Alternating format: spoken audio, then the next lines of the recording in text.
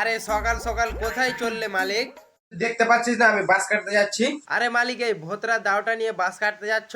আরে মালিক, এক চুপ এর মন্ডটাকে আলাদা করে দাও তো, তাহলে বুঝতে পারবে আমার মধ্যে কতটা ধার আছে। আরে তুই চুপ করে থাকতো। আমার মনে হয় ওর ভিতরে কে জলের বোতলে চুল্লু ভরে দিয়েছে, তার জন্য তো সে উল্টো পাল্টা বকছে। হে হে চুল্লুখোর। শালা তোর বাপ চুল্লু খোর রে।